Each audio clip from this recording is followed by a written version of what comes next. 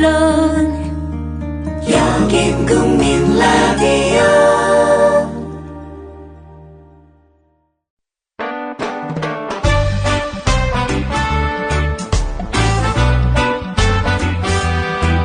더 해봐요, 함께해요. 안녕하세요. 노동과 세계 진행을 맡은 민주노총 홍보실장 정호희입니다. 국민라디오와 민주노총이 함께 만드는 방송 노동과 세계 지금 시작합니다.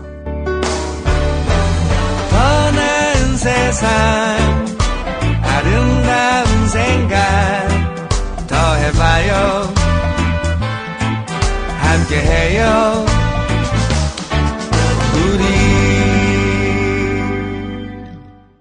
시민 여러분 안녕하십니까. 반갑습니다. 김재동입니다. 반갑습니다. 네, 우리 유가족 여러분들도 다들 건강 잘 챙기시고 계시죠. 또 우리 아이들도 또 그래야 되고요.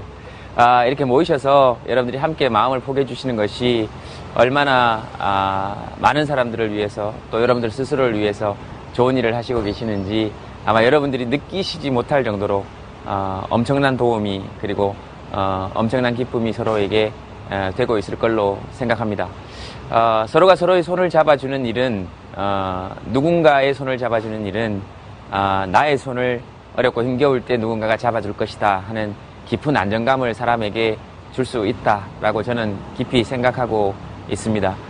그런 의미에서 오늘 이 자리에 모이신 옆에 분들 지금 표정을 한번 찬찬히 한번 이렇게 살펴보십시오. 옆에 이렇게 한번 보십시오. 이렇게.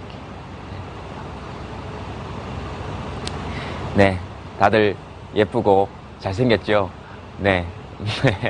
네.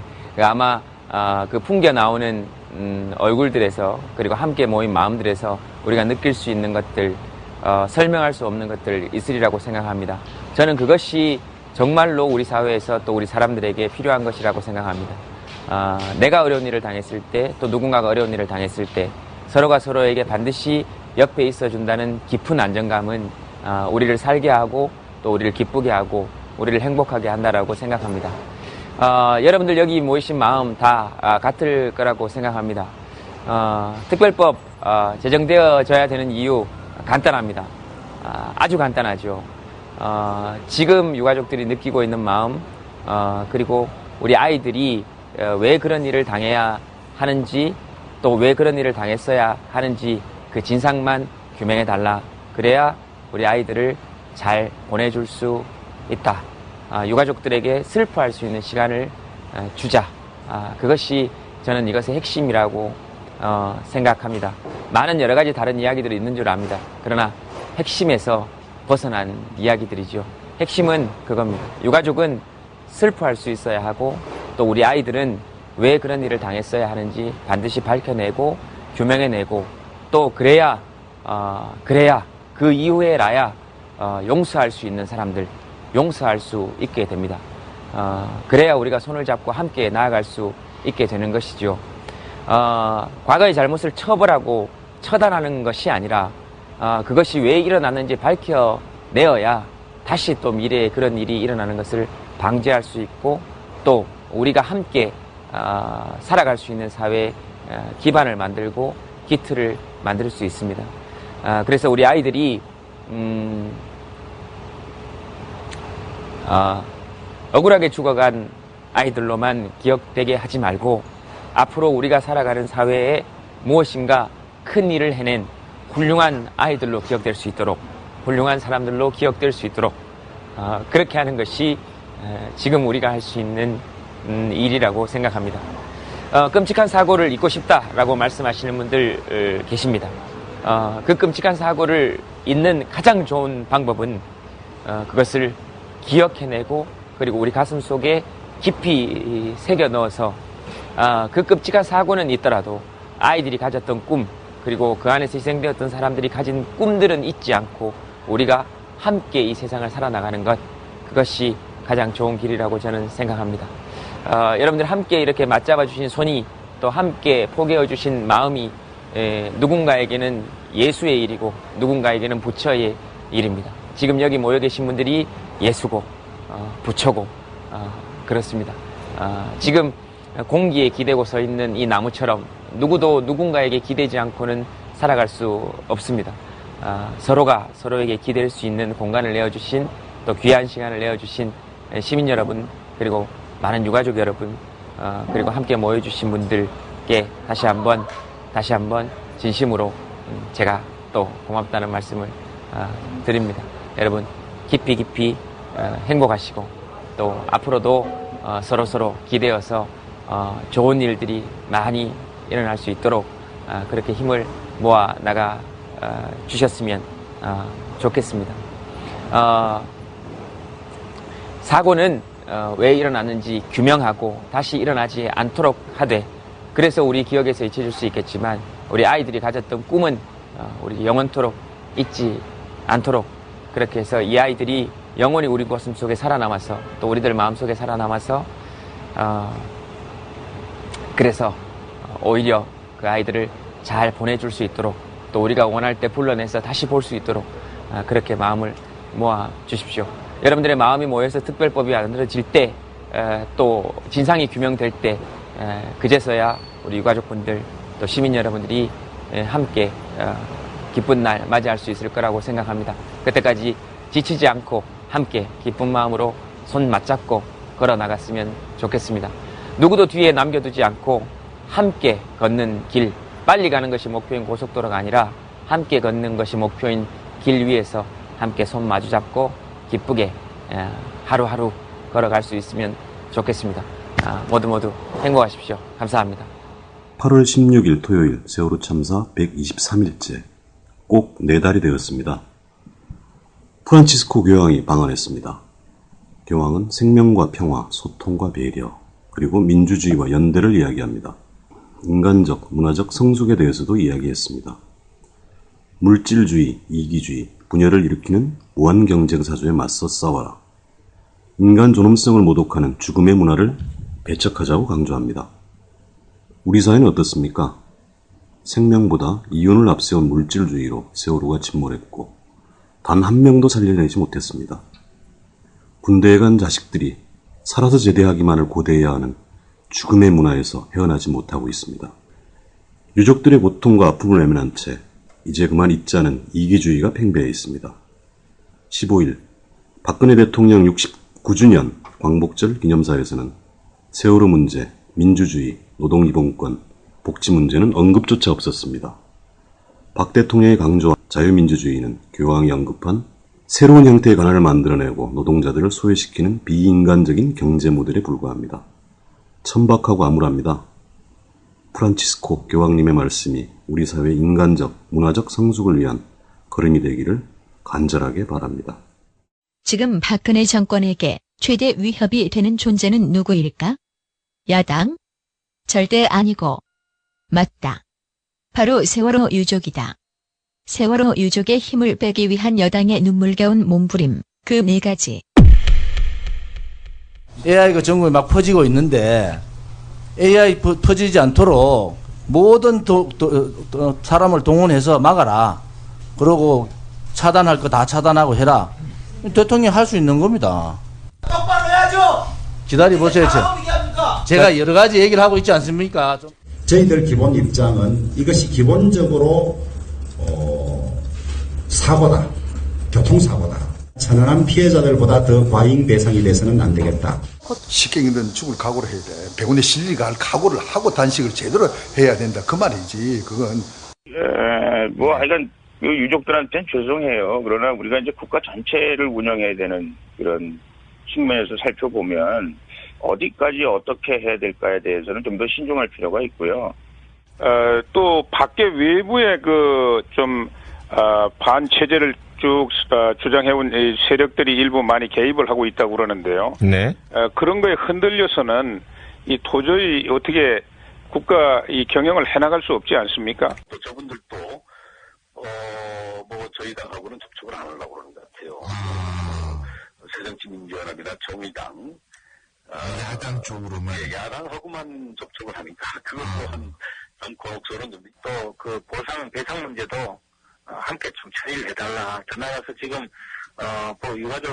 피해자 유가족들의 그 삶이 정말 힘들고 고달프고 더 나아가서 지금 국가에 도움이 절실하다. 그런데 이게 뭔 짓이냐라고 강력히 꾸짖는 분들이 많이 계십니다. 그런데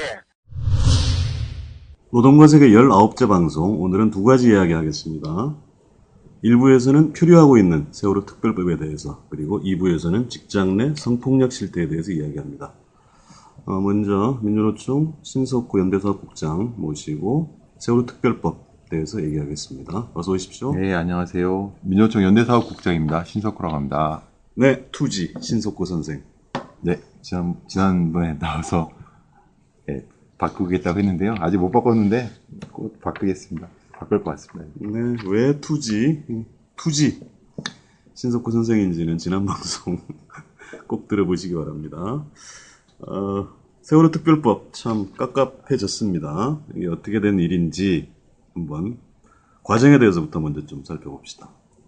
예, 세월호 특별법 8월 7일 날 여당 이완구 원내대표하고 야당에 있는 박영선 원내대표가 세월호 특별법에 대해서 합의를 했고요.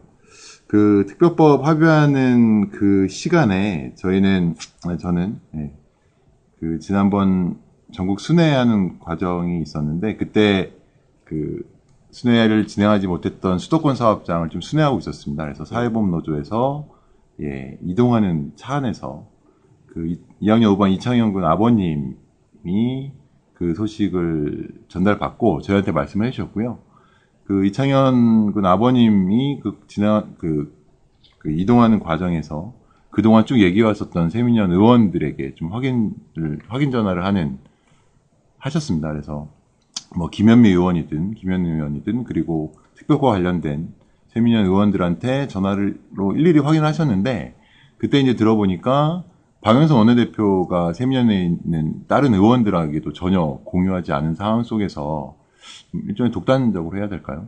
원내대표의 권한인지는 잘 모르겠지만 그 관련된 분들과 협의가 전혀 없이 진행을 했던 것 같습니다.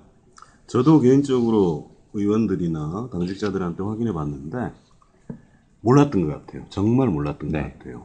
그리고 더 큰 문제는 그 이후 과정들이 7일날 합의하고 유족들하고도 만나고 박영선 지금은 뭐죠? 국민혁신 공감위원장께서 이러저러 인터뷰한 거를 들어봐도 과연 도대체 무엇을 목표로 이 여야 교섭을 한 건지 의문스러운 것 같아요. 수사권 기소권에 애시당초 좀 안중이 없었던 거 아닌가 이런 생각이 들더라고요. 그 과정을 좀 말씀드려야 될 것 같은데요. 그러니까 8월 7일 날 여야 원내대표 간의 특별법 합의가 있었고 8월 11일 날 세민연 의원총회에서 재협상을 결정하게 되잖아요. 다시 협상이라고 되네요. 다시 협상. 재협상은 아니고 다시 협상. 이게 또 뭐가 다른지는 모르겠지만 무슨 말장을 하고 계시는지. 공감위원장이잖아요. 근데 거기에 공감이라는 표현이 왜 들어가 있는지 제가 느끼기에는 참 어처구니가 없는데 일단 8월 7일 날 여야 간에 합의를 하고 유가족들은 되게 강하게 반발하셨고 그 과정에 박영선 원내대표가 비대위원장이기도 하시죠.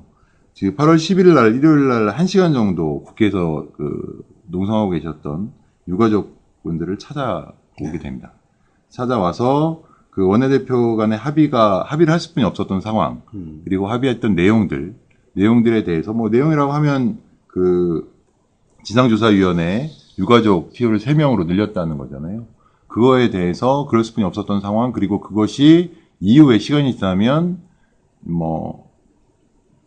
평가를 받을 거다 이런 얘기를 하셨는데 그 얘기를 하는 과정에서 제가 이제 참 너무하다라고 싶었었던 얘기가 그런 얘기를 하셨어요. 그러니까 일부 유가족 전체가 내 안에 대해서, 그러니까 원내대표 간의 합의안에 대해서 반대하는 것이 아니라 일부 유가족분들은 트위터나 문자메시지를 통해서 그 특별법 합의안에 대해서 공감한다, 동의한다 이런 얘기를 하셨는데 이건 전형적인 갈라치기고요. 그렇죠. 무책임한 태도죠. 맞습니다. 그래서 그렇지 않아도 120일 동안 지금 참사 이후에 심신이 필요하신 유가족분들 분열시키는 발언까지 이렇게 좀 하게 됐고요.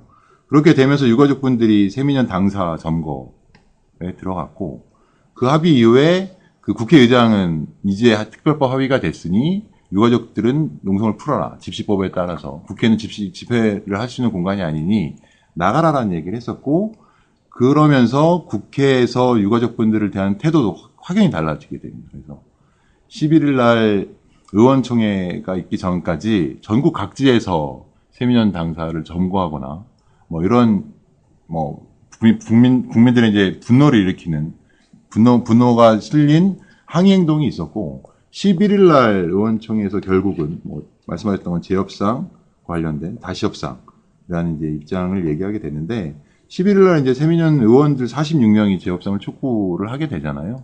촉구하는 이제 과정도 있었고요. 그래서 지금까지는 뭐 11일 의총까지는 이렇게 진행이 되었던 것 같고 지금도 몰밑대안 하고 있는 것 같습니다. 특히나 이제 교황 방한 이후에 교황이 이제 평화와 이런 메시지를 줄 거잖아요. 그거에 호응해서 마치 이제 대승적인 결단을 한 것처럼 양당 간에 이런 이제 내용들이 아마 나오지 않을까 뭐 예측도 좀 하고 있는 것 같습니다. 언론에서 좀 보도가 되고 있고요. 이게 이제 18일 날 임시국회 마지막 날인데 본회의가 열릴 것 같다라는 게 이제 대체적인 관측인 것 같습니다. 15일 조선일보는 이런 보도를 합니다.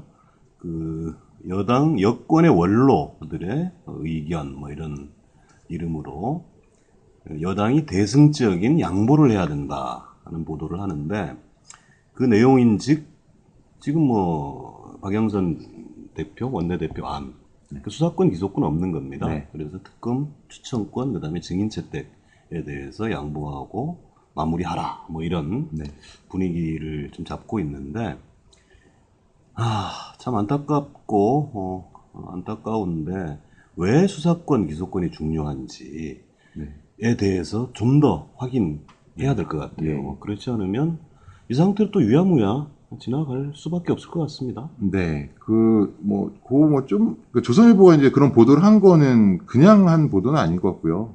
좀 전에 말씀드렸던 것처럼, 18일 본회의를 앞두고, 계속 이제 언론에 나오고 있는 건 물밑 대화를 하고 있다라는 것 같고, 세민연 안 또한 특검 추천위원을 양보받는 것 정도로 지금 입장이 좀 나와 있는 상황인 것 같습니다. 그래서 여야 간의 2대2 특검 추천을 하게 되어 있는데, 이것을 야측이 하나 더 줘서 1대3으로 요구하고 있는데, 그러니까 유가족분들은 그렇다 하더라도, 야권에서 특검을 추천하더라도, 결국은 특검을 임명하는 건 대통령이 가지고 있는 거기 때문에 이게 특검 추천위원회 안이 1대3이 되든 이런 건 별로 중요하다고 생각하지 않으시는 것 같고요. 실제 이제 기소권과 수사권이 있어야 된다라는 게 되게 중요하게 주장을 일관되게 주장하고 계신 것 같습니다. 일관되게 주장하고 계시고요. 이건 이제 기존의 의문사 진상규명위원회나 혹은 예전에 안기부 관련된 진상조사위원회 많잖아요. 그런 진상조사위원회들은 많았는데, 그리고 이런 이제 세월호 참사와 비슷한 이제 대구저철 참사든 이런 참사 있을 때마다 그런 이제 특검 등 등등 진상규명위원회 등이 있었지만 실제적으로 수사권을 가지고 있지 못함으로 인해서 무력화됐던 사례들도 전례들도 너무 많은 것 같습니다. 그래서 그거에 대한 왜 과거에서 배우지 못하는지 참 안타까워요. 예.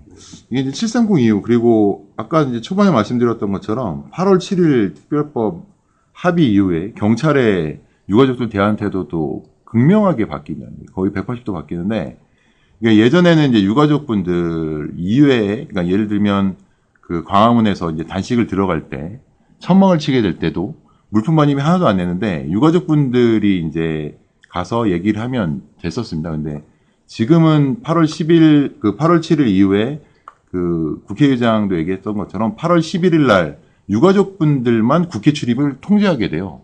그러니까요. 버스에서 내리는 걸 완전히 고착시키는 이런 일들이 벌어지고, 그건 지금도 계속되고 있는 것 같습니다. 그래서 오히려 예전에는 유가족분들은 당당히 들어가셨는데, 지금은 유가족만 맡고 있는 상황이어서 국회의원 차량을 타고 들어가거나 이렇게 진행되고 있고요. 이건 이제 8월 13일 날 청와대 기자회견 이후에 청와대로 가겠다고 하는 유가족들을 강제적으로 이제 사지를 드러내는 과정이 있었고, 여기에서 이제 최성훈의 아버님하고 예지양의 어머님이 실신해서 병원에 실려가는, 특히나 예지양의 어머님은 경찰이 만약에 진압을 하게 될 경우에는 스스로 목숨을 끊겠다라고까지 하시면서 목에 하셨음에도 불구하고 아랑곳 않고 그냥 길거리에 내팽개치는 이런 일들이 계속 벌어지고 있는 것 같습니다. 교황 방한과 관련해서 정부의 태도 일시적이겠지만 잠깐은 바뀌고 있는 것 같긴 한데 이 교황 방한 기간 동안 그다음에 그 이후 우리는 어떤 계획을 갖고 있는지 또 얘기를 좀 해야 되겠네요. 이제 그 전에 이제 교황이 14일 날에 와서 그 세월호 유가족분들에게 이제 메시지를 전달하잖아요. 그래서 제가 이제 좀 그 보도를 보면서 좀 웃겼던 것 중에 하나가 이게 이제 청와대에 가서 이제 박근혜 대통령을 만나게 되는데 이 통상적으로 청와대 갈 때 광화문으로 가게 되잖아요. 그러게요. 그렇게 알고 있었어요. 네. 예. 근데 그 앞을 못 지나고 안국역을 통해서 교황을 그랬다더라고요. 예. 이게 뭐 숨기고 싶고 감추고 싶은 여전히 이러다 보니까 이제 계속적으로 그런 얘기를 하시는 것 같고요. 15일이죠. 15일 날 그 38일간 안산 단원고에서 팽목항 그리고 대전까지 십자가를 지고 도보행지도 하셨던 예, 이승현 군 아버님하고 김웅기님 아버님을 대전에서 예, 만나야 될 것 같고 지금 뭐 전해지는 얘기로는 그 지고 갔던 6km가 넘는 십자가를 교황에게 직접 전달하겠다라는 얘기도 하고 있는 것 같고요. 16일 15식 때는 유가족 600여 명, 600여 명을 그 15식에 참가시키겠다라고 좀 얘기를 하고 있는 상황입니다. 그리고 그 교황 15식 장소가 이제 광화문이다 보니까 농성장, 단식장, 유민희 아버님이 지금 30일 넘게 단식하고 계신 곳을 강제 철거할 거라는 위기감이 되게 팽배했었는데 뭐 그렇게 진행될 것 같지는 않지만 그 기간 동안에 그 뭐 교황이 유가족 분들은 계속 언론에 이제 편지를 쓰고 하시는 거는 직접 와서 좀 유민 아빠를 만났으면 좋겠다라고 얘기를 하고 계신데요. 유민 아버님 또한 교황을 직접 만날 때까지 단식을 이어가겠다라고 얘기를 하고 계시는데 이 국면이 좀 어떻게 진행될지는 좀 더 지켜봐야 될 것 같긴 합니다. 근데 아까 여야 간의 물밑 합의가 좀 진행되고 있는 게 마치 교황이 방한하고 이제 떠났을 때 마치 뭐 선물인 것처럼 뭐 주게 되지 않을까 우려가 되기도 하고요. 네, 우리가 제목을 이렇게 잡았어요. 광화문 농성장이 우리 시대의 울tur목이고 세월호 특별법이 우리 시대, 이 시대의 명량해전이다. 이렇게 제목을 잡은 이유는 좀 전에 말씀하신 이른바 물밑 대화라는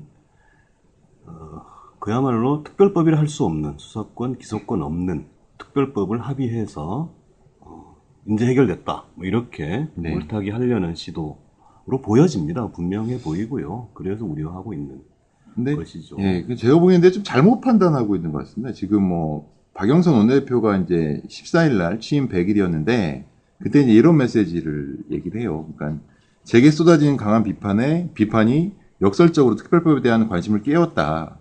대단하십니다. 이게 마치 본인 때문에 지금 이렇게 되고 있다라고 말씀하시는 것 같은데 그것보다는 사실 이 국면에서 세월호 가족이라는 말이 되게 많이 지금 얘기가 되고 있고요. 지금 대응을 잠깐 좀 말씀을 드리면 일단 8월 7일 이후에 8월 11일 월요일 날 이제 비상시국 회의를 하게 됩니다. 비상시국 회의를 하게 됐고 그 8월 12일 날 416인 광화문 국민농성을 진행하게 됩니다. 이거는 그러니까 여야를 믿을 수 없는, 정부를 믿을 수 없는 그 유가족뿐만이 아니라 많은 국민들도 이제 니네한테 정부한테 맡겨놓을 수 없다라고 판단하는 거기 때문에 광화문으로 유민희 아빠가 뭐 단식장을 좀 가보면 진짜 많은 국민들이 전국에서 찾아오시고 주시는데요.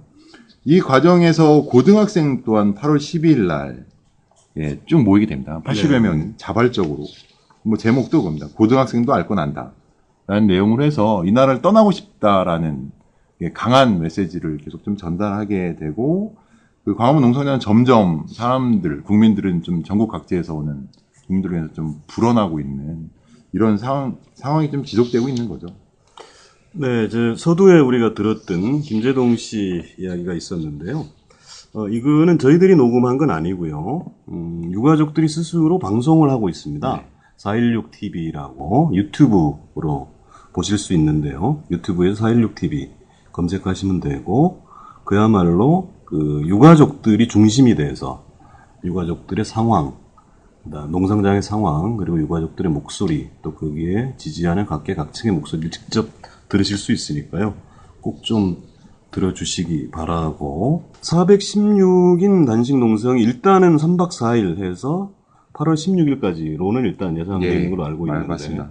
그 이후의 계획은 아직 확정되지는 않았나요? 예, 그게 이제 저번에 말씀드렸던 것처럼 일단 다음 주에 이제 8월 18일 날 지금 임시회의 본회의가 열리게 될 것 같고요.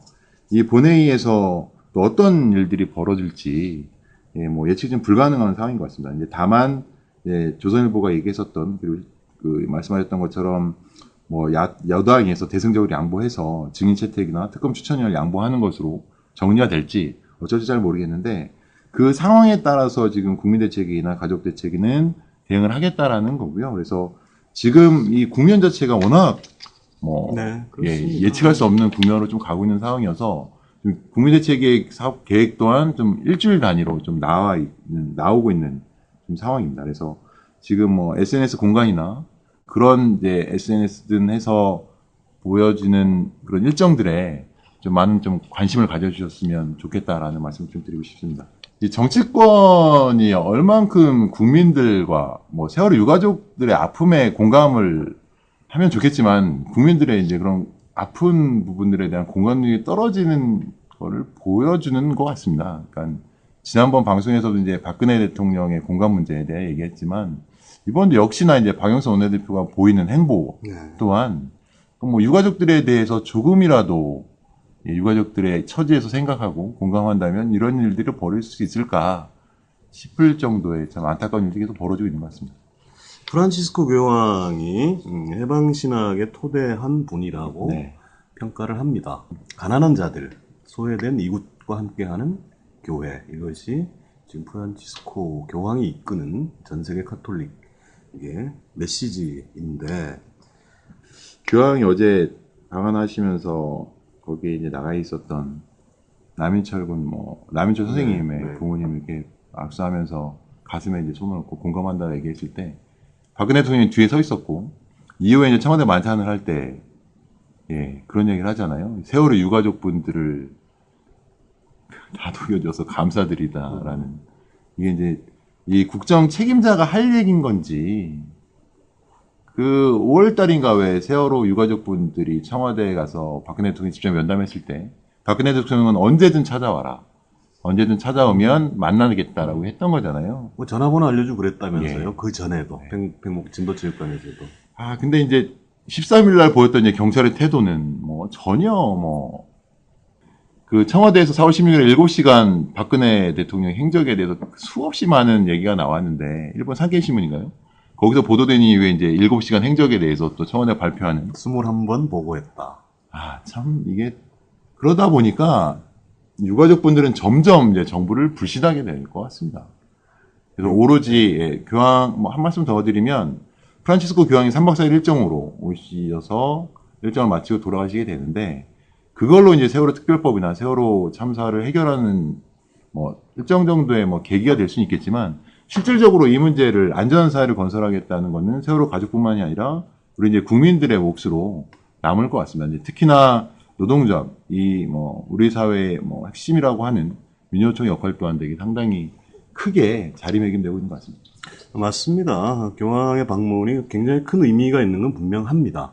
그런데 우리 사회, 우리나라의 문제를 우리 스스로 풀지 못하고 교황, 카톨릭에 의지한다는 것도 사실은 우리 사회가 그만큼 덜 성숙했다는 것이고요. 저는 프란치스코 교황님 메시지 중에 그 인간적, 문화적 성숙이라는 것이 굉장히 와 닿았어요. 그러니까 우리가 공감력이라는 얘기를 많이 했었잖아요. 그 공감은 어디에서부터 출발해야 하는가, 어디서부터 접근해야 되느냐 하면 가장 가난하고 소외되고 아픈 사람들과 공감하는 것. 그것이 정치죠. 그래서 우리 이 시기에 가장 아프고 소외된 사람들은 세월호 유족들입니다. 그분들의 호소, 그분들의 목소리를 외면하면 그건 정치가 일단 아닌 것이죠. 그래서 교황이야 짧은 시간 방문하고 가시겠습니다만 적어도 그 메시지, 그 정신적 공감에 대해서는 깊이 새기고 우리 스스로가 정치권 혹은 여당, 야당 기댈 것이 아니라 인간적이고 문화적으로 성숙할 수 있게 우리 민주노총도 노력하고 그래야 될 것 같습니다. 뭐 광화문 상황 잠깐 좀 말씀 더 드리면, 그러니까 유민 아빠 단식 34일째가 이제 되는 날인데요. 그 박영선 원내대표가 뭐 여야 합의에 자기한테 쏟아진 비판이 특별한 관심을 끼웠다, 이게 아니라 실제 광화문으로 이제 집결을 할 수 있는 건 각계각층이에요. 영어인들, 그다음에 김재동 씨도 뭐 인터뷰를 했지만 김여진 씨 울면서 인터뷰한 내용도 있고요. 그다음에 고등학생들, 광화문 농성장에 찾아오시는 분들이 이제 하루가 다르게 수가 늘어나고 있다는 각종 종교계들, 그러니까 뭐 불교, 기독교, 개신교 뭐 다 오는 상황이잖아요. 천주교부터 해서. 그래서 하느님이 뜻하시는 게 세월호 참사를 해결하는 거라고 좀 얘기를 하고 계시는데요. 이렇게 좀 각계각층에서 확장되는 과정, 여기서 이제 민요총도 이제 역할들을 좀 더 좀 해야 되지 않을까 싶습니다. 개인적인 생각 말씀드리면, 우리 김영호 씨, 유민 아빠는, 단식은 좀 중단하셨으면 하는 간절한 마음이 있고요. 대신해서 더 많은 사람들이 관심과 함께 해주는 것. 그러니까 이것이 자칫 잘못하면요, 무슨 경기 관전하듯이 어느 쪽이 이기나 이렇게 평가하고 관람하게 되는데, 그것이 아니고 같이 굶자는 얘기가 아니잖아요.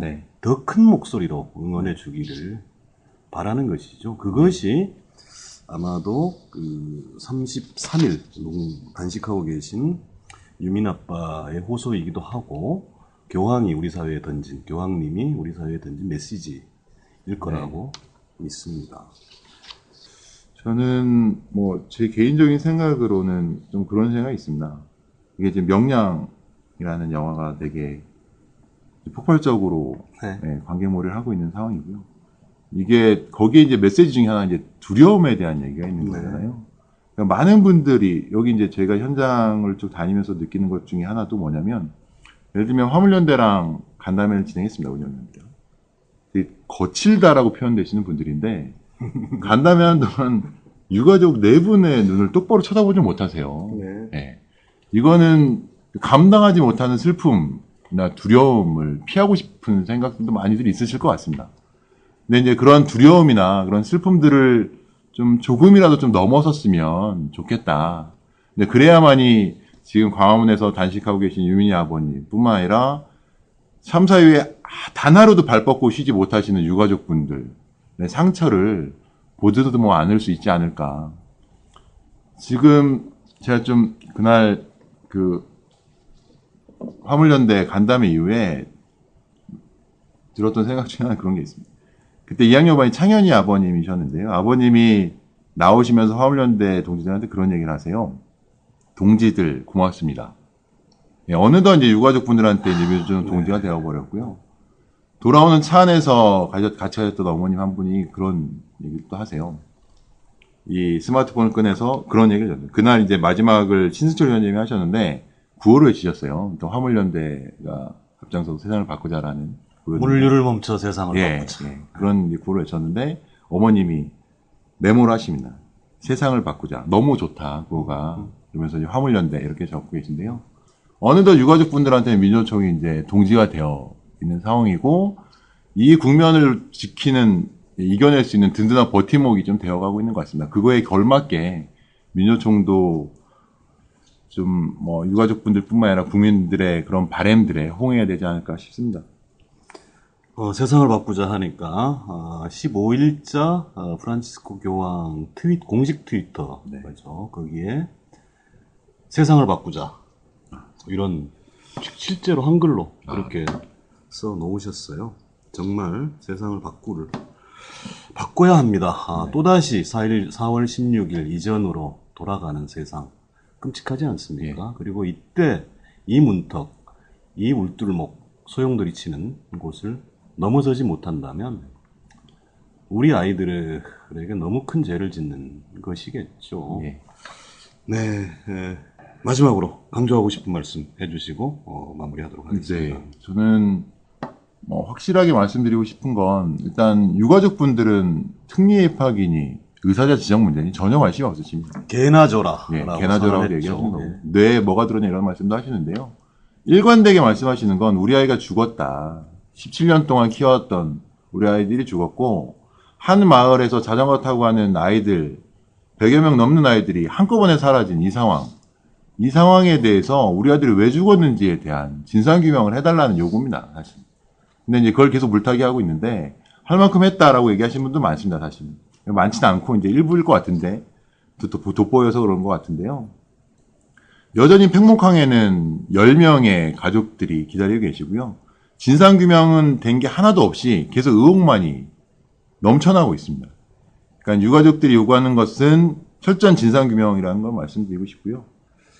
개인적인 좀 말씀을 좀 드리면 저는 참 유가족들을 볼 때마다 미안해 죽겠습니다. 죄송스러워 죽겠고. 근데 유가족분들은 자꾸 고맙다고 하세요.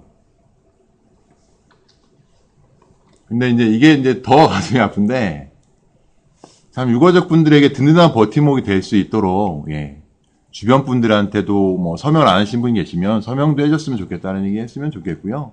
뭐 SNS나 뭐 언론 공간에서 나오는 유가족들의 입장, 그리고 국민대책위 홈페이지에 있는 입장들을 주변 분들한테 많이 좀 알려주신 일부터 좀 차근차근 하나하나씩 해갔으면 좋겠습니다. 지금까지 신석호 민주노총 연대사업국장이었습니다. 고맙습니다. 네, 고맙습니다. 사는 게 아니에요. 하루하루가 지옥이고 못 지켜줘서 너무 미안하고 뱃속에다 10달을 가지고 있다 낳은 내 새끼라고요. 어떻게 내 새끼를 데려갈 수 있냐고요. 안전한 세상을 만드는데 너와 내가 따로 없습니다. 그 작은 노력, 바로 세월호 특별법 제정입니다. 겹겹이 가려진 세월호 사건의 진실, 그 환부가 드러나야 수술할 수 있습니다. 수사권이 부여된 세월호 특별법이어야만 합니다. 지금 사인.세월호416.org에 접속하셔서 서명해 주시기 바랍니다. 다시는 이런 비극이 없는 세상을 만드는 힘, 그 힘을 사인.세월호416.org에서 함께 모아봅시다. 안녕하세요. 민주노총 여성국장 김수경입니다. 오늘 나눌 이야기는 직장 내 성희롱 그 이후 이렇게 부를 수 있을까요?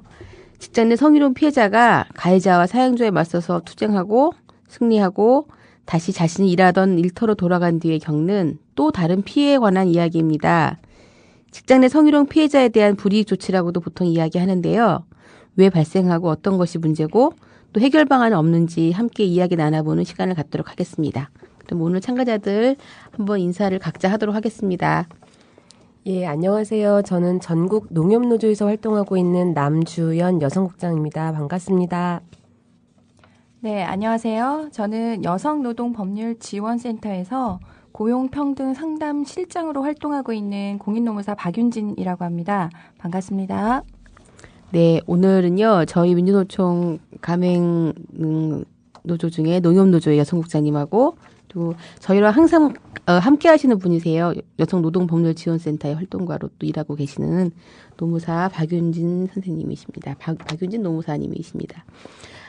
이제 오늘 저희가 그 여성 노동에 있어서는 굉장히 뜨거운 감자죠. 직장 내 성희롱. 근데 실은 성희롱은 여러분 이제 아마 청취자들도 알고 계시겠고 이 자리에 계신 분들도 많이 아시겠지만 여성들한테는 너무 일상적으로 겪는 일이에요, 그죠? 네. 예, 뭐 남자들은 아니 가해자는 없는데 웬 피해자 이렇게 많은 것이 아니에요. 저희도 그게 좀 궁금해요. 분명히 가해자는 얼마 없는 것 같은데 서로도 아니라고 하는데 피해자들은 엄청 많아요, 그죠? 그렇죠. 네. 예. 근데 이게 또 일을 하고 있는 일터에서 직장에서 많이 생기는 일인데요. 제가 며칠 전에 하나 소식을 들은 게 있는데요.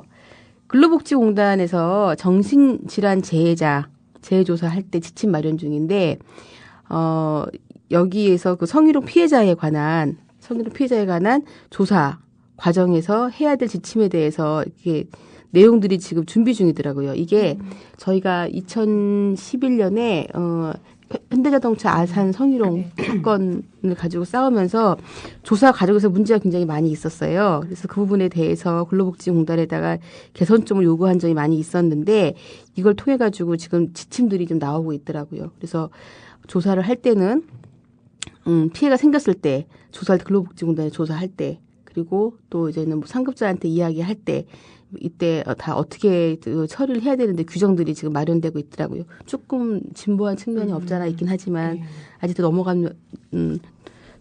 넘어가야 될 일들은 많지만 그럼에도 불구하고 조금씩 나아지고 있는 것 같긴 합니다. 오늘 먼저 한번 이야기 들어볼 거는 이게 농협노조에서 있었던 올 초에 38 여성대회 때 상도 받기도 했었고 이 건으로 해서 농협노조가 이제 열심히 그 직장 내 성희롱에 맞서서 일을 했었던 경험이 있는 남주현 국장님의 이야기를 먼저 들어보도록 하겠습니다. 이게 저희가 성희롱이 어떻게 발생했고 그 이후에 어떻게 처리되는지 이 과정이 실제로 더 궁금한 거잖아요. 네. 그 직진농협 사건은 이제 사실 성희롱 사건 이전부터 좀 많은 일들이 있었던 사업장인데요. 그러니까 이제 조합장이 자신의 말을 듣지 않거나 자신의 마음에 들지 않는 그러니까 노동자에 대해서는 좀 막 온갖 탄압을 계속 했었던 사업장이에요. 그래서 이제 우리 이제 김 과장 이분도 25년 차 이제 근무를 하고 계시는데 몇 년 전에 조합장 선거 때 그 자신의 편을 들지 않았다라는 오해를 받으면서 이제 괴롭힘을 받기 시작을 합니다. 그래서 그 당시에 비슷한 오해를 받았던 나머지 직원들은 이제 실제로 다른 농협으로 다 이제 부당 전적이 됐는데 이분 같은 경우에는 당시 티오가 없어가지고 이 농협에 남게 됐는데 이제 그때부터 정말 이제 집요하게 좀 괴롭힘을 막 가하고 있었어요. 그래서 그 근로 조건도 좀 차별을 받았고 뭐 상여금이나 연월차도 이제 동일하게 받지 못하고 강제로 연월차 휴가도 강제로 좀 뭐 다녀오라고 해가지고 갔다 오게 되고 이제 업무도 이제 부당한 업무 지시가 굉장히 많이 있었고요. 이제 그러면서 뭐 부당 징계도 받고 그리고 제일 또 이제 문제는 많은 사람 앞에서 되게 모욕을 주고 이제 막 비난하는 뭐 직원회의 때 계속 이제 이분한테만 이제 그 모욕적인 발언들을 많이 하다 보니까 사실 굉장히 이제 어려운 조건에서 근무를 하고 있었는데 이제 그런 식으로 한 사람을 막 괴롭혀가지고 다른 노동자들한테 내 말을 듣지 않으면 이렇게 될 거라는 본보기를 보이다 보니까 나중에는 따돌림까지 당하게 되는 거예요. 그래서 이분이 거의 고립된 상태에서 근무를 하고 있었는데 이제 그런 분위기에서 이제 자살 시도까지 할 정도로 되게 개인적으로 이제 힘든 과정이 있었고 그때까지는 노조에 가입을 안 한 상태였다가 그 이후에 이제 도저히 안 되겠어서 농협노조에 가입을 했습니다. 그래서 가입하고 나서 저희도 이제 조사를 해보니까 사업장 자체가 너무 문제가 많은 거예요. 이제 진짜 있을 수 없는 일들이 많이 있어서 노조 차원에서 같이 이제 대응을 하면서 좀 싸움을 적극적으로 했었어요. 근데 그 와중에 이 조합장의 오른팔인 격이 이제 전무가 고객들하고 직원들 앞에서 이제 성희롱 사건이 좀 있었습니다.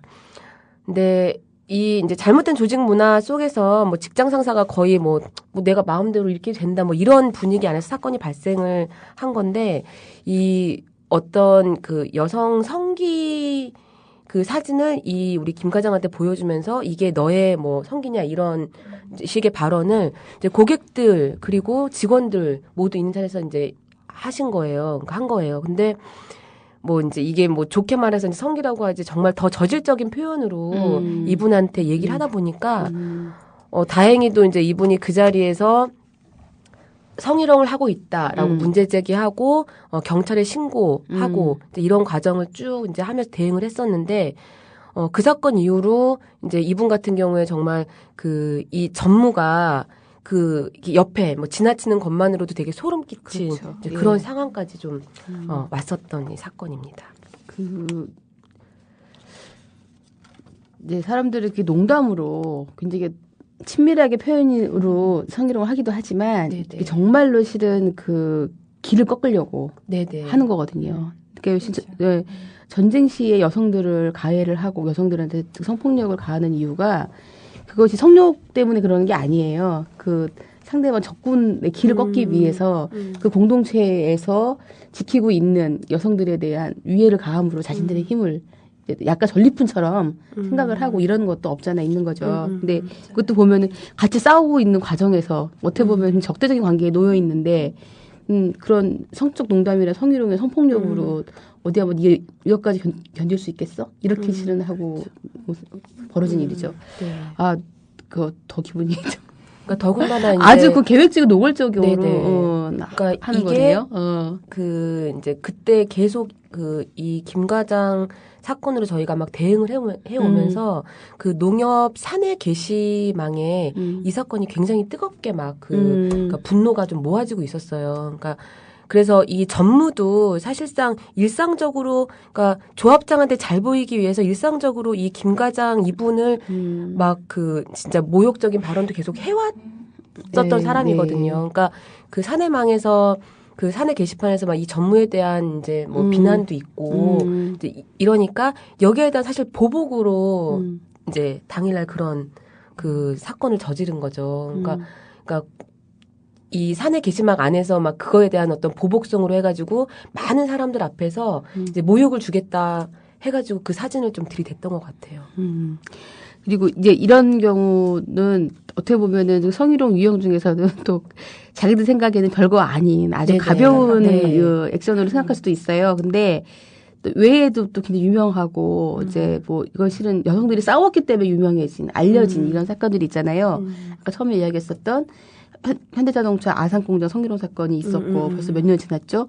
그 사건이 최초로 우리나라에서 제조업에서는 처음으로 그 산재로 인정받은 네, 그 전에 사무직에서는 성희롱 사건이 인정받은 사례가 여러 건 있었는데 제조업은 처음이었거든요. 예, 근데 처음으로 산재로 인정받았던 싸움이었고 또 최근에 있었던 지금도 계속 싸우고 있죠. 르노 삼성에 예, 또 성희롱 사건이 있죠. 저희 르노 삼성에서 그 계속 그 함께 공대위를 같이 하고 계세요. 박윤진 노무사도 예, 같이 하고 계셔서 그것도 이제 비슷한 상황이라는데 혹시 잠깐 설명을 한번 해주실 수 있겠어요? 그 지금 이제 남주현 국장님께서는 벌어진 상황, 그다음에 그 배경을 약간 언급을 하셨는데 이 르노 삼성 성희롱 사건이 지금 이제 저희 이 말하자면 직장 내 성희롱의 어떤 여성 노동계 쪽의 대응, 그래서 쌓아온 투쟁의 역사와 결과, 이거에 있어서 또 중요한 변곡점이 된다고 보는 게 뭐냐면, 그러니까 직장 내 성희롱의 발생이라는 것도 있지만, 말하자면 이제 내가 피해가 있다고 주장을 하는, 혹은 뭐 이제 당사자, 피해 당사자라고 하죠. 피해 당사자뿐만이 아니라 옆에서 도움을 주려고 하는 동료 근로자, 노동자, 에게 가해지는 2차, 3차 어떤 피해. 그러니까 그게 법률적으로는 이제 불이익처우라고 보통은 말을 하고요. 이게 법적으로는 남녀고용평등과 일가정 양립 지원에 관한 법률, 흔히 우리가 남녀고용평등법이라고 하잖아요. 14조 2항에 명시되어 있는 어떤 표현이 있어요. 그러니까 말하자면 피해를 호소했는데 그래서 이걸 진상을 조사를 하고 가해자의 적절한 조치를 취하고 피해자 보호해야 되는데 오히려 피해를 호소한, 피해를 받은 그 노동자에게 불이익한 처우를 하는 게 큰 문제가 됐던 거예요. 뭐 예를 들어서 이제 있었던 일들이 뭐 이제 왕따, 그러니까 그러니까 그 조직 내에서 생활할 수 없을 정도로 괴롭힘이 이어지는 거예요. 뭐 악의적인 소문, 왕따, 뭐 이런 것들이 있어서 이제 실제 성희롱이다라고 판단받는 것도 판단받는 거지만 그것을 문제 제기함으로 인해서 벌어지는 어떤 불이익한 처우에 대해서 법적으로 대응을 하고 그걸 인정받고 하는 데 있어서 좀 중요한 어떤 케이스가 되는 사례였어요. 그래서 이제 여성 단체들이 공대위로 모여서 그거에 대해서 적극적으로 화두를 던지고 또 대응을 하고 법률적 대응이나 뭐 이제 여론을 환기시키는 그런 활동들을 해나가고 있는 중이고요. 사실 오늘의 주제인 거잖아요. 그렇죠. 예. 그래서 좀 더 이제 뭐 자세하게 쟁점을 잡아서 얘기를 할 만한 매우 중요한 케이스이고 사례죠. 근데 실은 성희롱 피해자에 대한 불이익 처우는 르노 삼성뿐만이 아니라 온갖 그 사업장의 피해자들 다 겪는 문제인 거잖아요. 근데 이제 어떤 사건은 피해 과정이 집중적으로 이제 알려지는 경우가 있고 또 그 이후에 불이익 처우에 대한 이제 과정이 알려지는 경우가 있고, 근데 르노 삼성 같은 경우는 동료가 함께 이제 도와주고 조력자라고 우리는 그렇죠. 불렀는데 그분까지 이제 불이익처벌 당하는 것 때문에 더 이제 이 사건이 많이 알려지기도 하고 그랬던 거는 있죠. 근데 이제 그 얘기는 앞으로 조금 더 뒤에 하면 되는데요. 근데 보면은 지금 르노 삼성도 그렇고 저 농협노조도 그렇고 그리고 또 아까 말했던 이제 현대자동차도 그렇고 보면은 다 가해자가 상사인 경우죠. 네. 그죠. 예, 그거 굉장히 그게 그 남녀 관계 문제가 아닌 거예요. 그죠. 그렇죠. 예, 이게 직장 상사와 또 뭐 상사 부하 직원이거나 또는 남성과 여성의 관계이거나 같은 동료 관계에서도 누가 이 공장 안에서 또는 사업장 안에서 어떤 권력 관계에서 우위에 있느냐가 결국은 성희롱을 좌지우지하는 그 발생을 가해자 피해자가 되게 하는 그런 요건이 되는 것 같은데 좀 사람들이 보통 성희롱 피해자라고 하면은 젊고 말단 직원이고 예쁘고 막 이럴 거라고 생각을 해요. 근데 세 분 다 경력이 되게 오래된 분들이시죠. 예. 르노 삼성은 지금 르노에만 지금 10년 계신 과장이신가 그분도 그러시죠. 과장이죠. 그리고 네, 농협노조, 직주농협도 지금 25년 차. 그래 25년 차. 그럼 지금 우리가 그냥 생각을 해도 40대 중후반인 네. 거잖아요. 그리고 그 현대자동차도 40대 중반이었어요. 예. 그러니까 굉장히 우리가 생각하지 않았던 상황에서 성희롱이 발생이 돼요. 네. 사람들은 이게 굉장히 권력 관계에서 아주 밑에 있는 그 말단 이제 부하 직원들한테만 벌어지는 뭐 알바생 뭐 이렇게 알고 있는데 그것이 아니라 그렇지 않고 어느 정도 직장에서 중견급 이상의 간부가 됐어도 여성들은 조금만 더 높은 지위에 있는 권력자한테는 굉장히 좀 쉽게 성희롱에 노출돼 있다라고 하는 게 보면 이렇게 보면서 참 이제 당황스럽기도 하고 진짜 그래 사람들 보통 성희롱 피해자 하면 떠오르는 이미지가 있는 거예요. 근데 그것이 아니라는 거죠. 예. 그리고 보니까 그런 거 관련해서 혹시 설문조사 결과에서도 이런 게 나온 거 혹시 있지 않나요? 예. 그러니까 저희가 직지농협 사건 이후로 뭐 전후로 해서 사실 농협노조 안에서도 그 이제 성희롱 성차별 문제에 대한 제보가 이제 계속 있어 왔거든요. 그래서 이제 직지농협 사건 이후로 해서 한 차례 좀 조사를 해볼 필요가 있겠다 해가지고 조사를 해봤었는데 거기서도 마찬가지로 지금 말씀하신 것처럼 그 행위자의 대부분, 그러니까 가해자 행위자의 대부분이 한 65% 이상이 그 상사에 의한 사건들이 많이 있었고, 그 외에는 뭐 고객들, 저희가 지금 서비스 업무를 하다 보니까 고객에 의한 사건도 한 15% 정도 됐었어요. 그리고 또 말씀하신 것처럼 이게 나이가 적고 그러니까 나이가 적고 이제 뭐 업무상 근속기간이 짧은 이제 그런 여성들을 대상으로 일어난 사건보다 오히려 조사 결과를 보면은 5년, 10년 이상 근무한 그리고 그래요? 나이대도 30대, 40대 이상 해가지고 그 사이에서 이미 그러니까 오랫동안 농협에 근무했던 사람들도 끊임없이 이런 사례들을 겪고 있다라는 게 좀 나왔었습니다. 그래서 이게 뭐 단순하게 이제 젊으신 분들, 그러니까 젊은 여성의 그 나이 어리고 그리고 이제 직책도 직책도 낮은 그런 노동자들 대상으로 일어났다기보다는 그러니까 그 결과에서 봤을 때는 굉장히 좀 다양한 층에서 좀 나타나고 있었어요. 노무사님이 그동안 봤던 그 상담 사례들 중에서는 어땠어요? 그러니까 2012년 국가인권위원회에서 그 성추행, 성희롱 진정 사건 100서를 냈는데 거기서 보면, 그러니까 가해자, 이제 법적으로는 행위자라고 많이 얘기를 하는데 가해자가 차지하는 비중이 80.2%예요. 그러니까 사장. 이른바 사장을 포함한 고위 간부, 그 다음에 중간 관리자가 그만큼을 차지하고 있다는 거죠. 그래서 아까도 언급을 잠깐 하셨지만 직장 내 성희롱은 그냥 일반 성희롱과 다르게 이 직장 내의 권력 관계가 문제인 원인인 거잖아요. 그렇죠. 그게 바로 이제 가해자가 대부분 직장 상사라는 게 그게 80%라는 거잖아요. 그게 이제 그 원인을 그렇게 볼 수 있다는 거고, 그러니까. 뭐 우리가 직장 내 성희롱의 발생 원인을 되게 뭐 여러 가지 언급을 하는데 뭐 이렇게 범주로 이렇게 말하다 보면 뭐 소통과 뭐 관계 부재, 뭐 조직 문화 문제, 뭐 또 가장 근저에 깔린 우리 그 전통적인 성역할의 네, 어떤 그렇죠. 그 편견. 근데 이제 핵심이 그거라는 거죠. 직장 내 성희롱의 어떤 발생 원인은 직장 내의 다양한 이 권력 관계의 문제다. 그러니까 뭐 나이도 있을 수 있고요. 남성 그렇죠. 여성도 있고 근속 연수도 사실은 예, 있어요. 그리고 그 중에 이제 지위 직급 이런 것들이 되게 많잖아요. 그래서 실제 피해자들을 보면 여성의 사실 70% 이상은 돼요.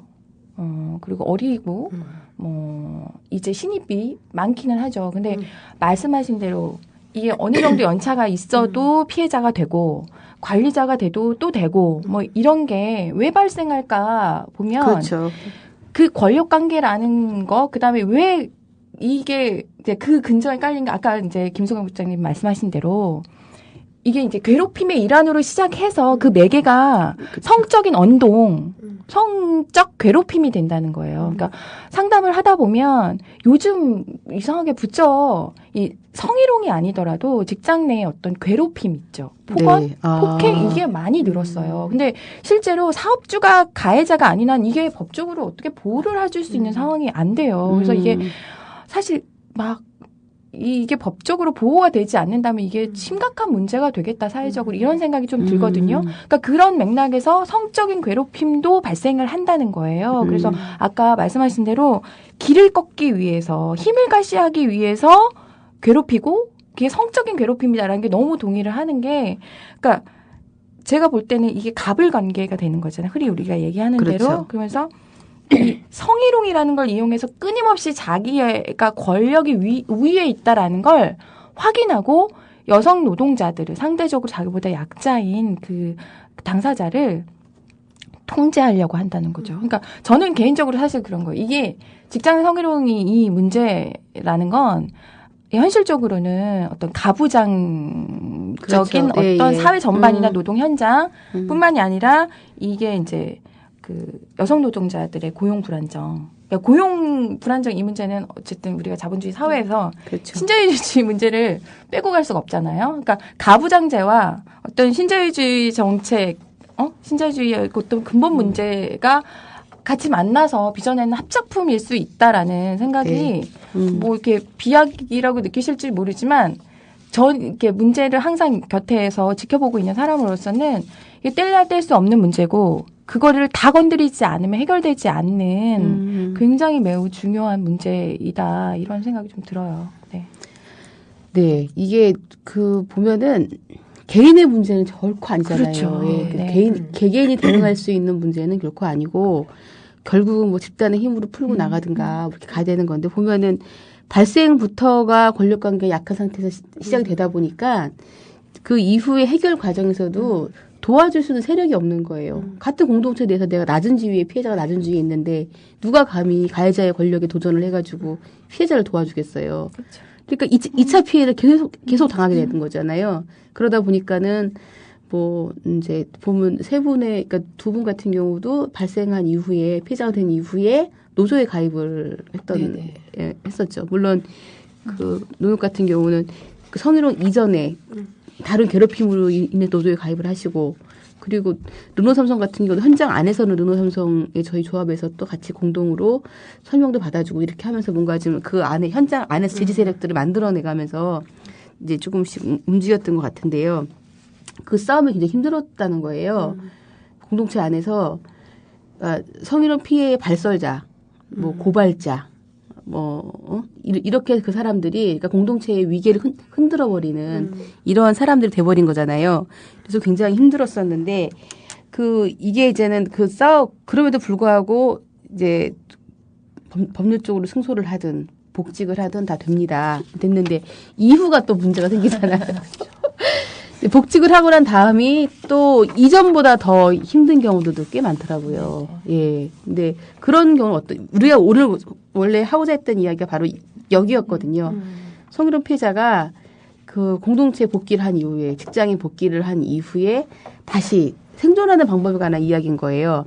오죽하면 생존이라고 하겠냐라는 거잖아요. 그게 뭐냐면 그냥 거기서 살아남을 수 있는 조건을 만드는 거잖아요. 그건 뭐냐면 공동체에 나는 여전한 구성원이다. 이 안에서 같이 살자라고 하는 건데 그게 굉장히 힘든 건데 그 힘든 원인도 실은 아까 말했던 그런 것과 같다라고 할 수 있을까요? 어떻게 보세요? 그 처음 발생과 똑같이 달라지지 않은 권력관계라든가 이런 거라고 할 수 있을까요? 어떤 원인들이 많을까요? 일단 뭐 내용으로 보자면 아까 말했던 왕따부터 시작해서 일단 그 사례부터 한번 편하게 짚어볼까요? 예. 그렇죠. 저희는 상담을 많이 받고 실제로 이제 성희롱 사건을 상담하는 경우가 저희 단체 같은 경우에는 또 많아요. 그래서 꼭 추려서 좀 최근에 네. 그 조사를 다시 이제 검토할 일이 있어서 검토를 하다 보면 말씀하신 그러니까 제 표현식으로 하자면 아까 그 14조 2항 있죠. 네, 그 불이익 처우. 그러니까 성희롱이 발생했다고 뭔가 고충을 제기하고 옆에서 도와줬다고 해서 불이익을 받는 경우부터 해서 그러니까 그 부분하고 지금 국장님 말씀하신 복귀 이후하고는 조금 분리해서 그렇죠. 얘기할 필요도 있어요. 그렇죠.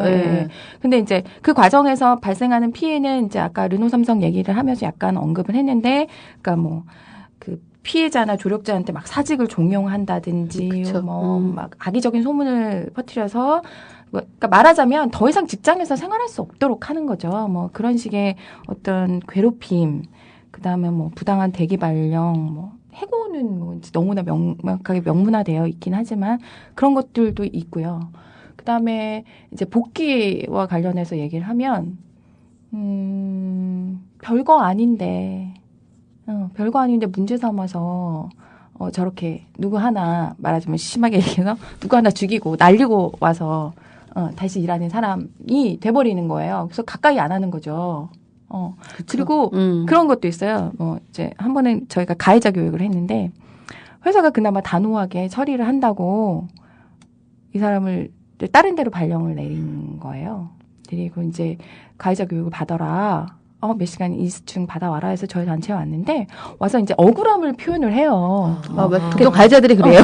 네, 그러니까 아니 흔히 부정을 하거나 나의 의도는 그게 아니었다 막 이러잖아요. 근데 이제 그건 차치하고 와서 이제 막 억울한 걸 얘기하면서 제가 하려고 하는 얘기는 그 사람의 결론은 뭐냐면 그래서 나는 이제 앞으로 여사원들이랑 얘기를 안 할 거예요. 이거예요. 유치해. 방법이 여자들하고 뭐 안 할래. 네, 그러니까 이게 법적으로 이 성희롱을 문제 삼는 그 여자는 좀 특이한 여성, 나대는 여성, 이른바 그런 거 있잖아요. 여성주의 운동을 하는 사람, 저 그런 질문 받았거든요. 여성주의 운동에 관심이 있으니까 너도 예전에 성폭력 경험 있냐? 이런 질문까지 받았어요, 저는. 아니, 우리 사회 거의 90%가 경험이 있다는 게 진보적인 인사인이 그러니까 어떤 선입견이 존재하는 거예요. 그래서 돌아온 복귀한 그분과 대화도 섞지 않고 이렇게 왕따가 되는 거죠. 그러니까 복귀가 편안하지 않은 거예요. 그러니까 저희 이분 같은 경우에도 그러니까 이제 이분 같은 경우에는 성희롱 사건 이전부터 어쨌든 조합장하고 맞서서 계속 싸우는 과정이 있었고, 그러니까 노조 가입하고 나서 정말 이 조합장이 그러니까 할 수 있는 모든 괴롭힘을 다 한 것 같아요, 이분한테. 그러니까 그러다 보니까 이제 계속 대응해 왔었더니 이 그 주변에 이 직진 농협에 있는 노동자들은 오히려 이분에 대해서 지금 말씀하신 것처럼 굳이 그렇게까지 할 필요 있느냐? 아니면 그리고 그래도 조합장인데 노동자인 너가 오히려 무릎 꿇고 들어가야 되지 않느냐? 이런 인식이 되게 많이 있어가지고 오히려 문제 제기하는 이 사람에 대해서 이 김 과장 이분에 대해서 정말 이제 말씀하신 것처럼 되게 특이한 사람 그리고 좀 이제 별난 뭐 이런 식으로 좀 봐왔거든요. 근데 성희롱 사건 이후에도 오히려 이제 피해자이고 정말 사실 많은 사람 앞에서 그런 어떤 모욕적인 어떤 경험을 했는데 그쵸. 이분 얘기로는 정말 너무 소름이 끼쳤다고 하는 거예요. 끼치죠. 그래서 특히 그 전무가 그 다음 날인가 그 옆에 나타난 것만으로도 너무너무 소름이 끼치는데 이분에 대한 그러니까 피해자에 대한 어떤 이제 보호를 해주려고 하기보다는 오히려 그걸로 갖다가 경찰에 고발하고 뭐 이런 거에 대해서 더 이제 안 좋은 시선으로 보는 거죠. 그래서 사건이 이제 처리되는 과정에서 이분이 사업장에 있다고 하더라도 이제 오히려 더 이제 이분에 대해서 이제 아예 말 섞지도 않고 지금은 뭐 이전에도 그랬지만 지금은 오히려 더 심하게 이제 왕따를 시키고 있고 그 아예 이제 업무적으로 협조도 안 해주고 있는 거예요. 그러니까 이제 공동체 안에서는 정말 이분은 그 그러니까 조합장에 맞서는 뭐 아주 이제 특이한 사람으로 낙인 찍힌 이후에는 이제 도움조차 지금 이제 그러니까 외적으로는 외형상으로는 도움조차 주지 않으려고 뭐 그러고 있는 상태에 있어요. 그러니까 아까 국장님께서 생존이라는 표현을 썼잖아요. 그쵸. 우리 예전에 한참 이제 사회적으로 성폭력 사건 얘기할 때 피해자라는 표현들 생존자 표현 막 하면서 이제 요즘 또 용어가 또 바뀌기 시작하는데 저는 여전히 이 직장의 성희롱 피해자가 그러니까 이른바 자신의 일터에서 생존하는 건강하게 생존하는 그렇죠. 이게 이 직장의 성희롱에서 굉장히 중요한 화두라고 생각하거든요. 그렇죠. 그러니까 피해자의 한 93%는 문제 제기를 안 해요. 통계상 보면. 근데 이유가 뭘 것 같아요? 살아남으려고 그러는 그죠? 거죠. 고용의 문제 네, 고용의 불안하고 문제 때문이죠. 그다음에 주변의 시선이 두렵고 그쵸. 뭐 그다음에 또 하나가 이제 해결 가능성이 없다고 생각을 하는 거예요. 실제로 피해를 호소했는데 그렇죠. 해결하지 못하는 경우가 80~90%거든요. 네. 80% 이상이죠. 5% 미만으로만 해결이 돼요. 그러면 결국은 그 지점, 염려하는 그 지점에서 문제가 발생한다는 거예요. 고용의 문제. 그렇죠. 고용의 문제. 나 어떻게 될지 모르는 거고 주변 시선 같은 경우에는 내가 이게 문제가 해결이 돼서 성희롱을 인정을 받고 온다 한들 주변에서 뭐라고 할까? 관계가 파괴되면 거기서 일을 못하는 거잖아요. 그렇죠. 그러니까 그 중요한 지점에서 불이익 처우가 발생을 하고 그거에 대해서 자신을 할 수 없고 불안하니까 이제 사내에서 해결을 못하고 그나마 해결을 한다는 건 퇴사를 하고 그러니까 퇴사를 각오하고 문제를 해결하지 않으면 그렇죠. 안 되는 상황. 그렇죠. 이렇게 되는 거죠. 그래서 그 현대자동차 이제 성희롱 피해자였다가 지금 생존하고 계신 생존자가 대신 우리는 그때 사랑 언니라고 불렀어요. 근데 그 언니가 2년 전에 복직을 해갖고 2년 전에 1월달에 복직을 해서 지금 2년 정도의 기간이 거쳐서 이제 겨우 약간 회복이 됐다더라고요. 그 이야기를 한번 잠깐 들어보도록 하겠습니다. 전화 연결을 해야 되는데요. 자, 여보세요? 여보세요? 네. 저 직접 좀 소개 좀 부탁드리겠습니다. 예, 저는 현대자동차 아산공장 사내하창지회 교육부장이고요. 예전에 금양물류 성희롱 사건 피해자 대리했었습니다. 권수정입니다. 반갑습니다. 네, 반갑습니다. 권수정님입니다. 오늘 저 여성위원장님이 지금 비행 중이시라 권수정 여성위원장을 대신해서 권수정 교육부장님이 오셨습니다. 예, 저희가 지금 앞부분에 얘기 쭉 했었는데요. 네. 지금 이제 언니가 그 예. 2년 전에 다시 이제 복직을 했잖아요. 예. 그 이후에 복직해서 굉장히 또 힘들게 또 현장에서 일을 한 걸로 알아요. 예, 그래서 그 과정 그리고 지금 어떻게 좀 좋아졌는지 이거를 한번 좀 얘기해 주세요. 예.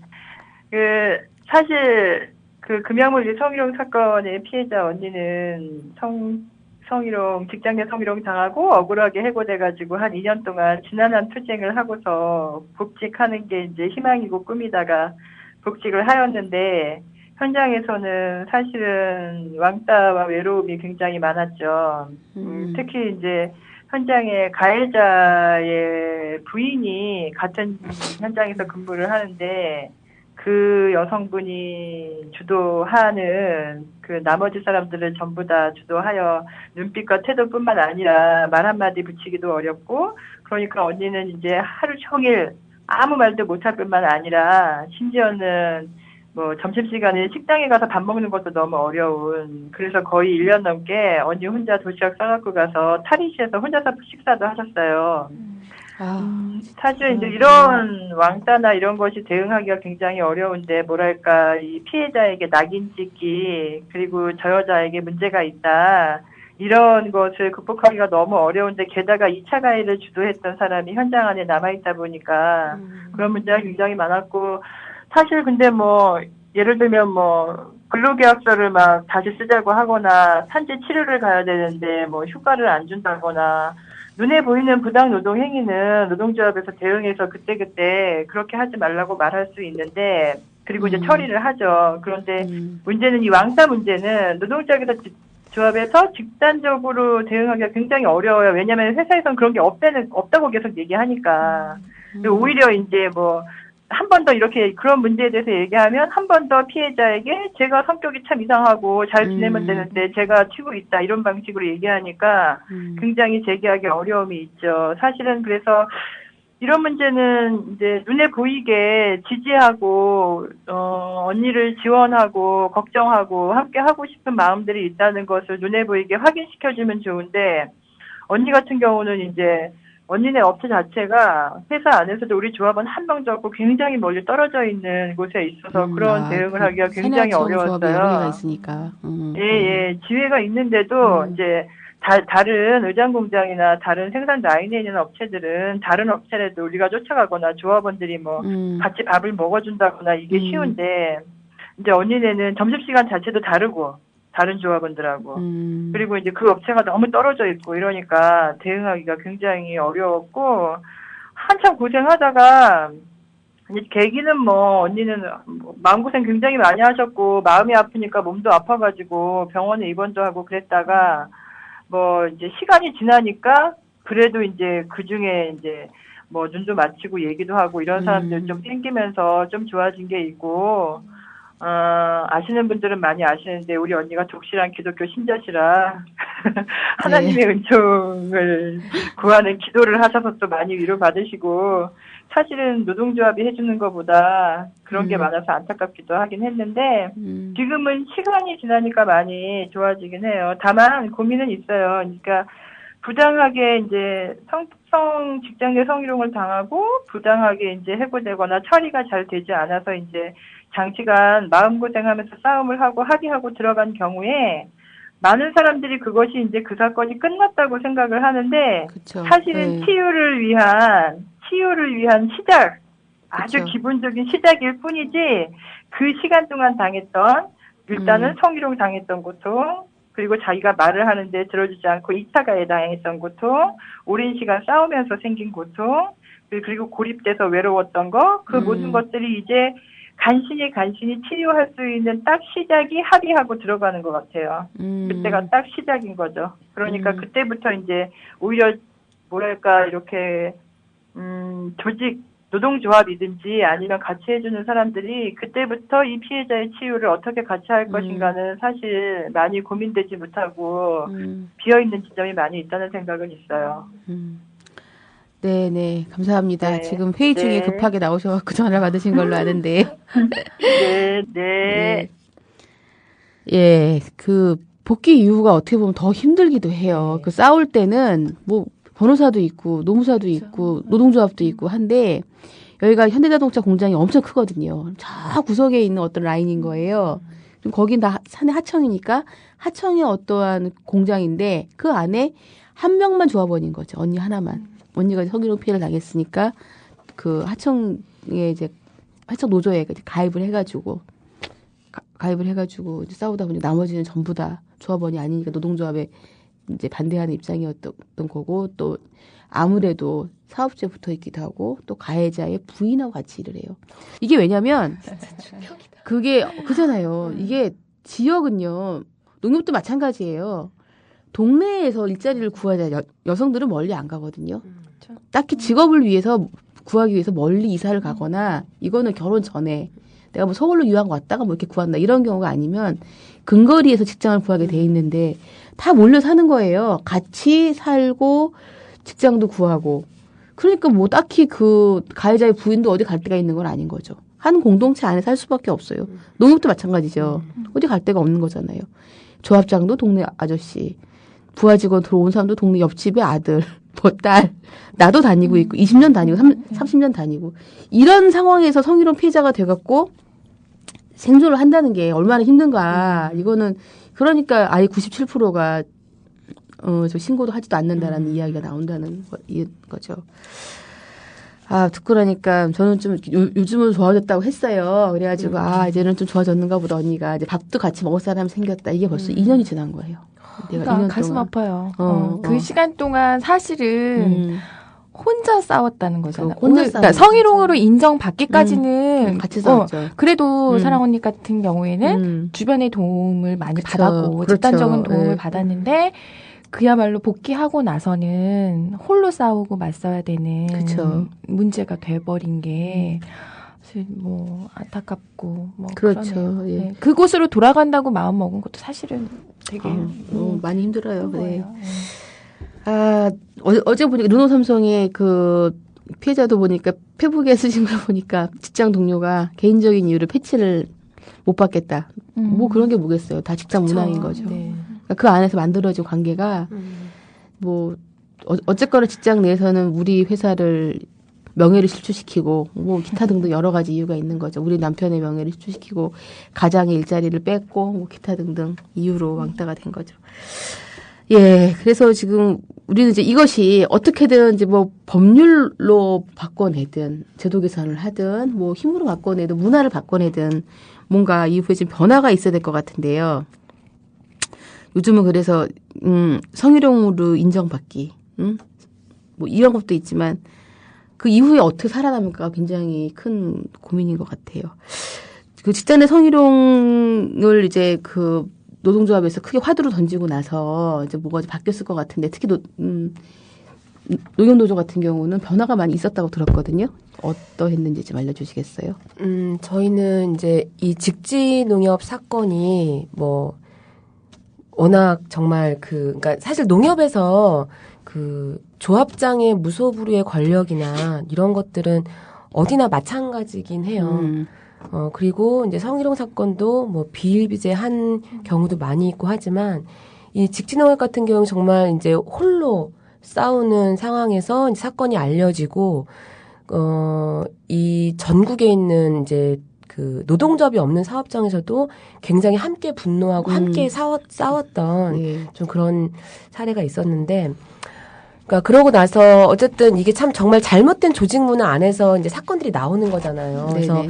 한 차례 이제 뭔가 좀 환기가 좀 필요하겠다. 이런 문화들 좀 바꿔내는 것들이 필요하겠다. 이제 이런 거에 대해서 서로 좀 의견이 좀 모아져서 일단 저희도 이제 이 사건을 계기로 설문조사도 해보고 그리고 설문조사 해봤더니 정말 숨어있는 사건들도 되게 많이 있고 드러나지 않은 사건들도 많이 있고 그리고 뭐 여러 가지 문제들도 많이 좀 나와졌습니다. 그래서 그 설문조사를 가지고 저희가 이제 뭔가 사업을 벌이려고 좀 준비를 하고 있어요. 그래서 일단은 이제 결과를 토대로 해서 이 성희롱 성차별 문제가 이제 단순하게 정말 개개인의 문제가 아닌 거잖아요. 그러니까 이 가해자 피해자가 문제가 아니라 그쵸. 이 전체적인 잘못된 문화 안에서 나타나는 것이기 때문에 이제 그거 하나부터 하나하나 좀 바꿔나갈 필요가 있겠다 해서 좀 캠페인을 통해서 좀 이 잘못된 문화들을 좀 바꿔보자라고 하는 대응도 좀 해보려고 하고 있고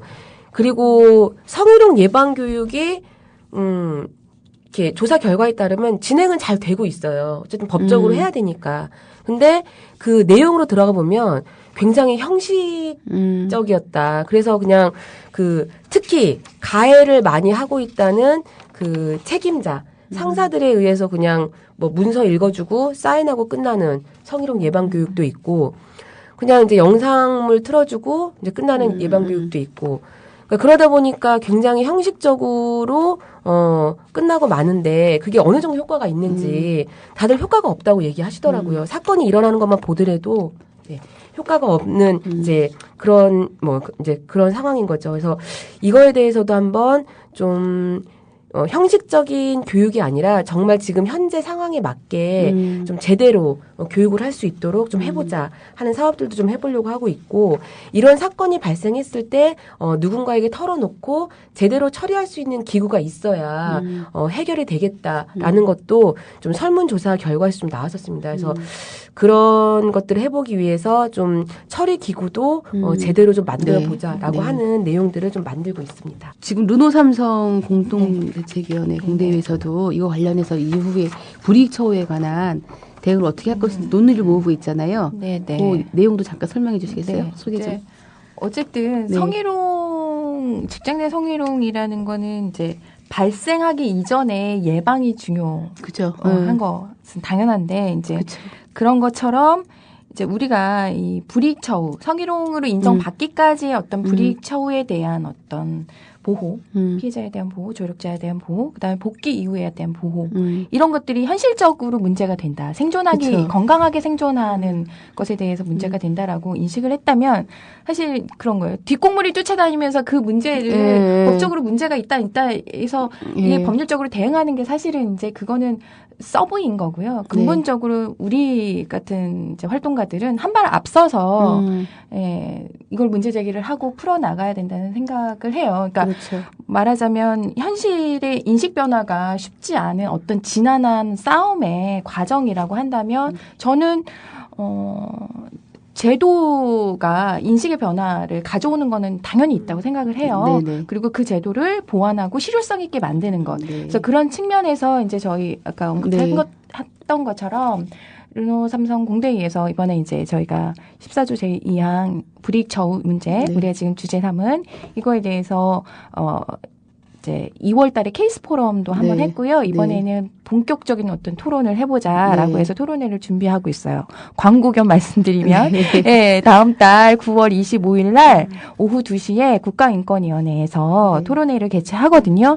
그러니까 이거는 사회적인 담론이 우선 형성이 되고 또 많은 사례들이 알려지고 이게 문제가 된다. 그래서 제도화돼야 되고 실효성을 확보해야 된다. 이게 사실 이제 우리가 99년에 그 신 교수 사건을 통해서 남녀고용평등법이 쭉 마련된 것처럼 어떤 계기가 돼야 제가 아까 말씀드린 대로 변곡점이다라는 게 이제 현실적으로 대안을 제시하고 제도화돼야 된다. 그런 측면에서 중요한 토론이니까 관심 있으신 분은 꼭 참석해 주셨으면 좋겠어요. 네.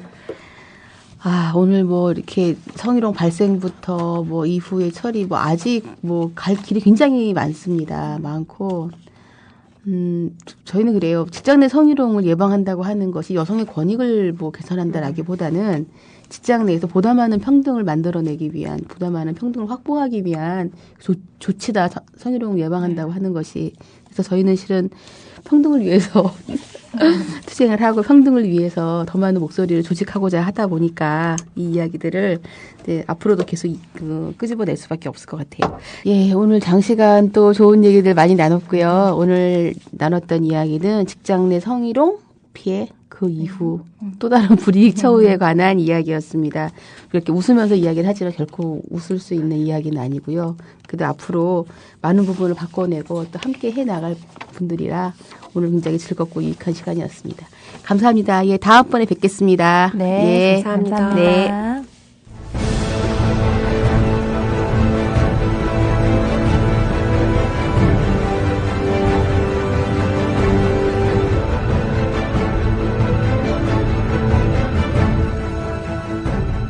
영화 명량이 화제입니다.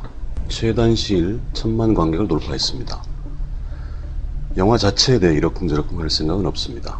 그러나 누구나 알고 있는 400년 전 이야기에 1000만 명 넘게 영화를 보고 분노와 환호를 쏟아내면서 불과 4달 전 그 진도 앞바다 울두루목 근처 맹굴수도에서 벌어진 세월호 참사에 대해서는 누구도 그 진상을 알지 못한 채 이제 잊자고 한다면 그건 아니라고 말하겠습니다. 야권의 잇따른 선거 참패에 이어 8월 7일 새정치민주연합 박영선 비대위원장은 말도 안 되는 세월호 특별법안에 합의했습니다. 노동조합을 해본 사람은 압니다. 이 합의는 야합이라는 표현으로도 부족한 배신이고 일찍이 겪어보지 못한 재무덤 파기였습니다. 우리는 수없이 많은 다양한 수준의 교섭을 합니다. 부서별, 지부별, 산업별 또는 대정부 교섭 등등. 교섭에서 1차적으로 중요한 것은 요구안입니다. 구성원들의 이해와 요구를 반영한 요구안을 확정하는 것은 대단히 중요하고 그것이 제대로 되지 않으면 이후 과정은 하나만화입니다. 그런데 새정년은 혹은 박영선 원내대표는 유가족들이 요구하는 수사권, 기소권이 보장되는 세월호 특별법에는 관심이 없었습니다. 현행 특검법의 특별검사 추천권과 국회 청문회 증인 채택을 요구안으로 여긴 것 같습니다. 첫 단추부터 잘못 끼운 것입니다. 민주노조에서는 교섭권자의 직권조의는 당장 불신임을 당할 중요한 반조직 행위입니다. 야권의 유일 원내교섭단체 대표가 당사자들과 심지어 새정년 내부 소통도 없이 직권 조인을 했습니다. 그러고 나서도 패키지딜 운운하며 오히려 자신의 성과인 것처럼 호도했습니다. 결국 8월 11일 새정년 의원총회에서 사실상의 합의파기와 재교섭을 결정했지만 모양은 모양대로 구기고 동력은 상실한 뒤였습니다. 명량해전이 벌어졌던 1597년으로 돌아가 봅시다. 선조의 부당한 명령을 거부하다가 이순신 장군이 부당 해고된 사이 원균은 7,000량으로 대군을 몰아 돌진했지만 대패합니다. 세월호 참사 이후 제1야당 행보는 원균의 7,000량 대패와 닮은 꼴입니다. 전체 상황을 보지 못하고 민심을 외면한 채 막연하게 자신들에게 유리할 것이라고 보고 선거에 임한 결과 압승이 가능했던 육사 지방선거는 겨우 선방으로 끝났고 730 재보선은 참패를 면치 못했습니다. 그리고 딱 일주일 만에 전권을 넘겨받은 박영선 대표는 최악의 한수를 둔 것입니다. 누구나 세월호 참사 이전과 이후는 달라져야 한다고 합니다. 무엇이 달라져야 할까요? 박근혜가 말하는 국가개조입니까? 유족보상입니까? 아닙니다. 국민의 생명과 안전에 대한 국가의 무한 책임, 자본의 이윤과 정권의 유불리가 아니라 생명의 존엄이 모든 것에 우선한다는 것, 그리고 이웃의 아픔을 함께하는 공동체적 선의 회복입니다. 그것을 담고 있는 것이 수사권과 기소권이 보장된 세월호 특별법입니다. 어렵다고 합니다. 그것이 가능하겠냐고 합니다. 다시 명량으로 돌아가 봅시다. 원직 복직된 이순신 장군은 절망적인 상황을 직시합니다. 이길 수 없다는 것도 알고 있었습니다. 그러나 12척만 남은 초라한 수군마저 패한다면 조선의 미래는 없다는 것을 알고 울돌목 회오리 바다에서 죽을 결심을 합니다. 제대로 된 세월호 특별법이 없으면 4.16 세월호 참사 이전으로 돌아가는 것입니다. 맹골 수도가 삼키고 어른들이 구해내지 못한 어린 영혼들은 영영 잊혀지고 말 것입니다. 무슨 방법이 있겠냐고 합니다. 영화 명량의 메시지는 단순합니다. 두려움을 용기로 바꿀 수 있다면 이긴다는 것입니다. 여든 야든 순간의 위기를 모면하고자 했던 모든 시도는 실패했습니다. 살고자 하니 죽는 것입니다. 필사즉생. 죽기를 각오한 분들이 벌써 한 달째 광화문 이순신 장군 동상 앞에서 곡기를 끊고 앉아 있습니다. 한 사람이 1000명도 두렵게 하는 그 길목이 광화문 농성장이고 우리 시대의 울돌목입니다. 모두가 이순신 장군이 될 수도 없고 조선수군이 될 필요도 없습니다. 그러나 제대로 된 세월호 특별법을 만들기 위해 일자진을 치고 싸우고 있는 그분들을 외면하지 않는 것, 숨죽이며 바라보기만 할 것이 아니라 큰 소리로 응원해주는 것, 그것이 우리 시대의 명량해전 세월호 특별법을 관철시키는 것입니다.